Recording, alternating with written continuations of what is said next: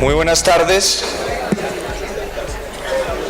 Un saludo muy especial al senador Galán, también al doctor Rojas, agradeciéndole esta invitación. Siempre es muy grato estar acá compartiendo con ustedes estas interesantes jornadas. Doctor Rojas, muchas gracias. Saludo también a los que nos acompañan en la mesa principal para discutir y dialogar sobre este importante tema.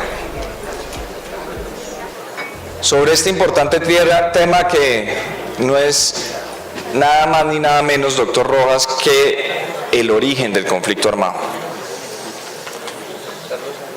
Porque para nadie, para ninguno de los que estamos acá es un secreto que el conflicto armado empezó precisamente en la tierra colombiana, en la disputa por la propiedad de la tierra.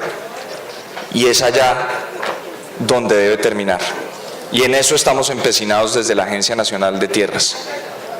Una entidad nueva, una entidad muy joven, tiene apenas un año de nacimiento a la vida jurídica, pero que ya cuenta, o heredó mejor, con un legado y una responsabilidad de lo que el INCODER dejó de tramitar. Y yo voy a hacer tal vez 3 reflexiones el día de hoy. Una primera sobre la seguridad jurídica, sobre las reglas de juego. Una segunda sobre la justificación, sobre el porqué. Y una tercera haciendo una invitación. Y empiezo por el principio. Las reglas de juego claras. La seguridad jurídica es vital en todos los actos y transacciones que hace el país. Y esto sí que es importante precisamente en el tema de la tierra. Sin seguridad jurídica no hay inversión. Sin seguridad jurídica no se fomenta el intercambio de tierras, no se fomenta el mercado rural de tierras. Sin seguridad jurídica los campesinos no pueden acceder a todas las medidas del desarrollo rural. Y los empresarios del campo tampoco van a invertir y muy difícilmente, como ustedes sabrán, si le golpean la puerta a un banco, van a poder obtener crédito. Ese es el propósito principal por el que tanto ustedes como nosotros trabajamos día a día en el marco de nuestras competencias por los campesinos.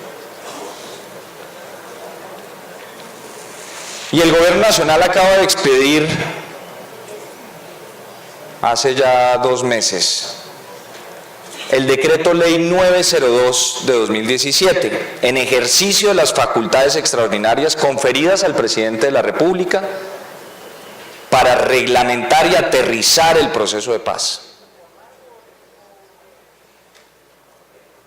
Muchos de ustedes además lo saben. La expedición, o mejor, el proceso previo a la expedición de este decreto fue supremamente controversial, fue supremamente polémico. ¿Hacía cuánto no hablábamos de tierras en este país? Un tema tan delicado, tan sensible y tan importante. Y ese va siendo, hasta ahora, senador, tal vez uno de los mejores legados que la Agencia Nacional de Tierras, que Miguel Samper le va a dejar al campo colombiano. Pusimos de nuevo el tema de las tierras en los primeros renglones de la discusión, del debate nacional. Una discusión que tenía que darse y que tenemos que seguir dando si queremos en verdad solucionar los conflictos sobre la tierra. Muchos críticos mencionan que el decreto 902, o mejor, que la propuesta inicial era problemática y tenía ciertos problemas, en materia de respeto por la propiedad privada. Y les voy a contar qué hace en realidad el decreto 902, para que ustedes vean que lo que precisamente busca es que en el campo colombiano se llene el campo colombiano de propietarios privados y que haya unas reglas de juego claras. De hecho, el artículo primero del decreto 902, el primer artículo de esa norma, establece que nada de lo dispuesto en él podrá interpretarse o aplicarse de tal forma que se menoscabe la propiedad privada en este país o se violen derechos adquiridos. Y el decreto busca hacer principalmente 5 cosas: la creación del Fondo de Tierras, que según los acuerdos de La Habana se va a nutrir en los próximos años de 3 millones de hectáreas para distribuir entre los campesinos más vulnerables. Y nosotros ahí somos partidarios de que haya una administración inteligente de la tierra del Estado, porque la tierra del Estado nos pertenece a todos los colombianos. Y los únicos actos de administración que hizo el INCODER era o adjudicarlos o recuperarlos cuando estaban indebidamente ocupados o acumulados. Eso era la administración. Nosotros somos partidarios de hacer una administración inteligente, de pensar en figuras innovadoras para unir ese capital privado del inversionista con los pequeños campesinos y que generemos unas sinergias de desarrollo en toda la ruralidad colombiana. Por eso es que esas 3 millones de hectáreas no solo van a servir para adjudicarse, también van a servir para generar esquemas de asociación entre campesinos y empresarios sin que se transfiera el dominio sobre los bienes baldíos, que nos permitan que el campo vuelva a ser ese motor de desarrollo. Lo segundo que hace el decreto: reduce los tiempos, los trámites. La normatividad vigente antes del decreto 902, la ley 160, establecía tantas rutas distintas por la cual nosotros cumplimos o cumplíamos nuestras funciones, que identificamos 53 rutas de atención distintas. Si a mí me llegaba una petición de parte de un campesino, había 53 trochas por donde esa petición se podía ir. 53. Con el decreto lo que hicimos fue simplificarlo y reducirlo a una sola. Una sola. Obviamente esto repercute en que redujo sustancialmente los costos además de todos. Redujo sustancialmente los tiempos. ¿En qué medida? Un proceso de clarificación para determinar si un bien es del Estado o no podía demorarse hasta 6 o 7 años. Un proceso de deslinde, hasta 15 años o más. Con esto redujimos los tiempos para que no pase del año ninguno de los trámites ante la Agencia Nacional de Tierras. ¿Y por qué no decirlo? Para nadie es un secreto que en el INCODER hubo casos probados de corrupción. ¿Qué es más fácil de vigilar? ¿53 trochas laberínticas enredadas o una sola carretera pavimentada? Con esto lo que también se consiguió es que vamos a tener los ojos más puestos y de forma más sencilla para evitar que haya actos de corrupción al futuro. Lo tercero que hace el decreto: establece un registro. Tenemos que contar con la información. ¿Cuánta es la demanda de tierras? ¿Dónde están los campesinos? ¿Quiénes son los más vulnerables? Precisamente el registro es para priorizar y poner en los primeros renglones a los más vulnerables. que esos vayan de primeros en la fila, que esos sean los que accedan prioritariamente a las tierras que son de la nación.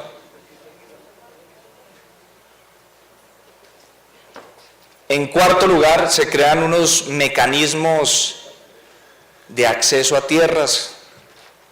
Ya venía funcionando el subsidio para la compra de tierras, pero ahí se reglamentó de mejor manera, se dividieron las competencias, se establece cómo va a ser la compra de tierra para dársela también a los campesinos o a las comunidades étnicas. Se establece el programa de formalización de la propiedad rural, en donde todos ustedes juegan un papel absolutamente fundamental.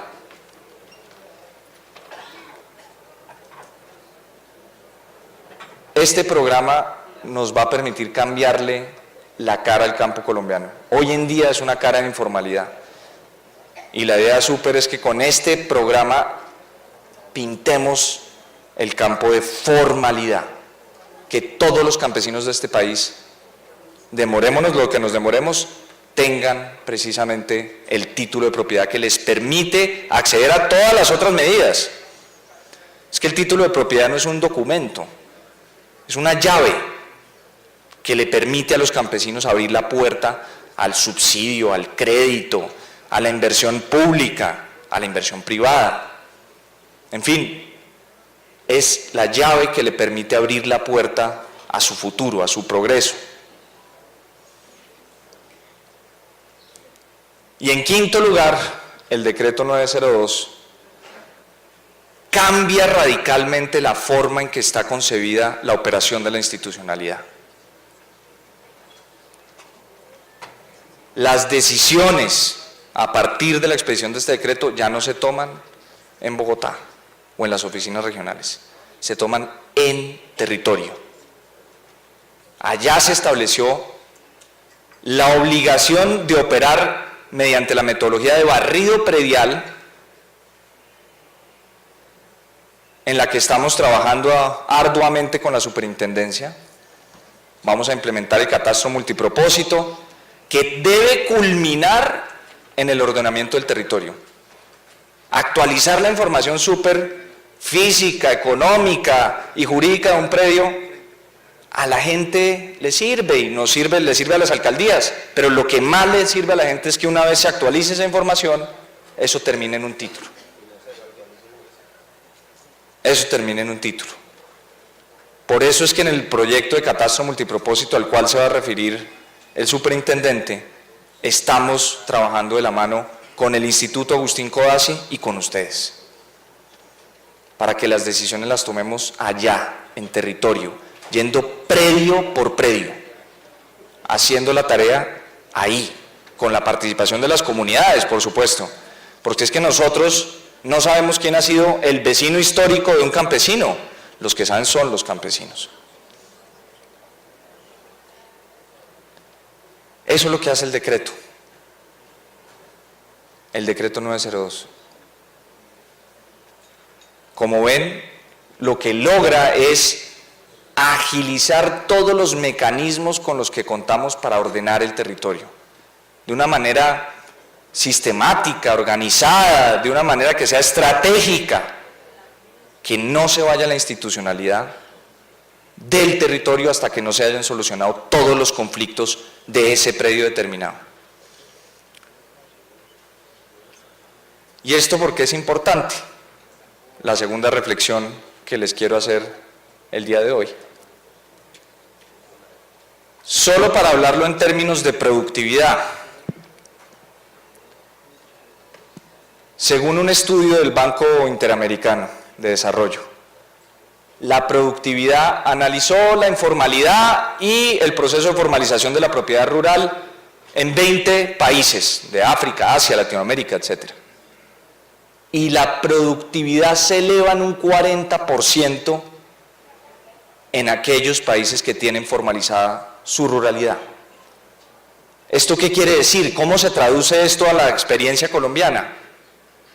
Esto quiere decir que hoy en día, si nosotros estamos produciendo 33 millones de toneladas de alimentos, podemos pasar, si formalizamos los 424.000 hogares, a producir 47 millones de toneladas de alimentos.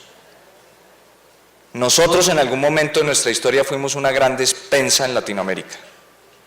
Y con el ritmo de crecimiento de la población mundial, tenemos que volver a ocupar esos primeros lugares y ser la despensa agrícola de alimentos de esta región y, por qué no decirlo, del planeta.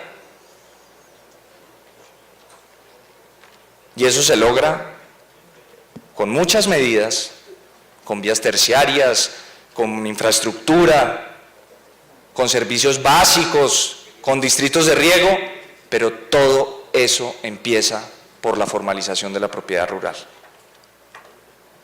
No son esfuerzos que deban ir en paralelo, no son dos bueyes jalando en paralelo, no.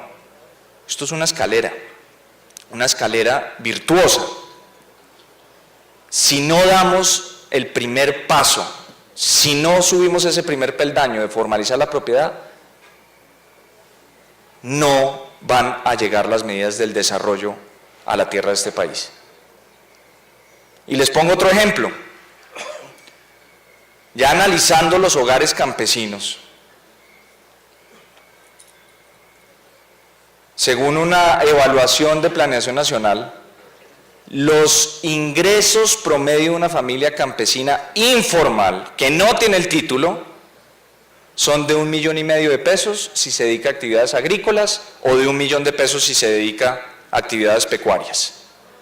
Con el título, ese 1,5 millones en actividades agrícolas se multiplica hasta producir 3 millones de pesos en promedio como ingresos.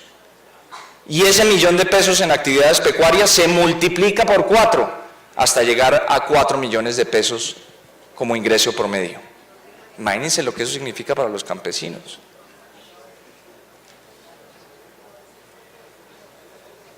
Y en acceso a crédito, también es importante. ¿Cómo va y le golpea uno a un banco en donde no tenemos ningún colateral?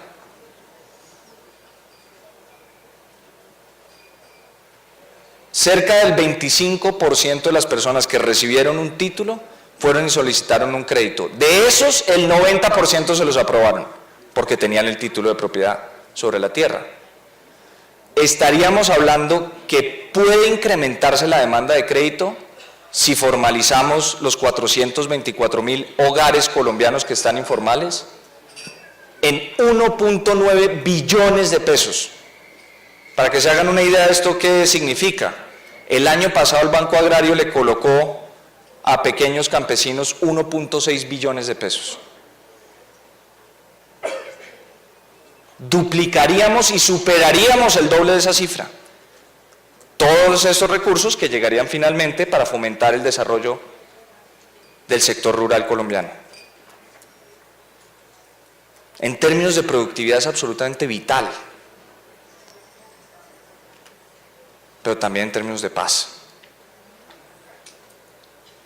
No solo la paz territorial que se consigue resolviendo los conflictos. Como ustedes en su trabajo del día a día son testigos y pueden dar fe de ello, sino también por el siguiente argumento que yo creo que debería ser una premisa fundamental del accionar de todos. Si en un predio se desconoce quién es su dueño o la propiedad por algún motivo está en disputa en ese predio, ahí no puede haber un peso de inversión pública. No se le puede entregar un subsidio al que está parado en ese predio porque se desconoce su propietario. No puede pasar por ahí una vía, no puede construirse ahí una escuela. Senador, mire lo que ocurre. Nosotros hicimos una evaluación en 60 municipios de este país, a ver cuántas escuelitas veredales estaban informales. Y encontramos que en solo esos 60 municipios, 1.200 escuelitas veredales estaban informales. ¿Eso qué quiere decir? Que no están en cabeza de sus alcaldes. ¿Y eso qué quiere decir? Que no les pueden invertir un peso de la alcaldía. Y los campesinos merecen, o los hijos de ellos merecen una educación igual o mejor a la que tienen nuestros hijos en las ciudades. Pero si no pueden los alcaldes mejorar la infraestructura de estas escuelitas, si no pueden dotarlos de computadores, si no pueden mejorar las baterías sanitarias, pues difícilmente esa educación va a ser prestada en unas condiciones que sean equiparables a las de las ciudades. Por eso es que la formalización es tan importante. Y repito, si no puede haber inversión en un predio que se desconozca el dueño o que el dueño esté o que la propiedad esté en disputa, ¿cómo vamos a entrar a esos territorios que hoy dejaron las FARC tras su desmovilización? Si el Estado no entra rápido en esos territorios, históricamente olvidados, abandonados, tengan la certeza que ese vacío de poder va a ser entonces llenado por otra estructura distinta al Estado. Entonces,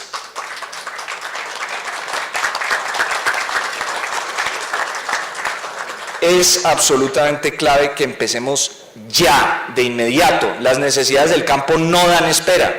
Tenemos que empezar a implementar los programas de posconflicto. Hay que llenar ese vacío, hay que llegar con todas las medidas del desarrollo a la ruralidad de Colombia.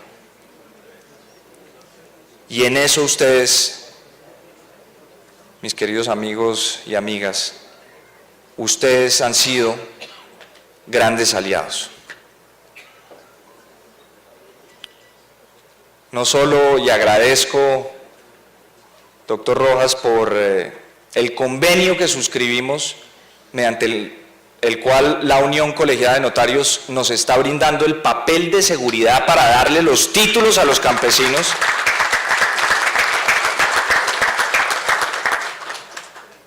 Esto fue algo absolutamente decisivo en nuestro trabajo del día a día. Y yo creo que le vamos a pedir un poquito más porque ahí nos estamos moviendo muy rápido para esa titulación. Y yo le di la instrucción a los funcionarios de la agencia que no solo los baldíos, sino que también los títulos que expida la agencia, que vayan en ese papel de seguridad. Y de una vez que nos metan entonces en el programa de documento electrónico me parecería fantástico. Pero no solo es ahí, es en el trabajo del día a día de ustedes como garantes de la fe pública. A ustedes como los primeros que enfrentan esos conflictos agrarios que no quieren someterse a lo contencioso. A ustedes que son los que nos ayudan a oficializar los títulos y las escrituras que estamos expidiendo. A ustedes precisamente es que les quiero agradecer por su trabajo decidido e invitarlos a que sigamos trabajando por consolidar esa paz territorial que tanto necesita el país. Invitarlos a que juntos garanticemos que la paz tenga los pies en la tierra. Muchas gracias.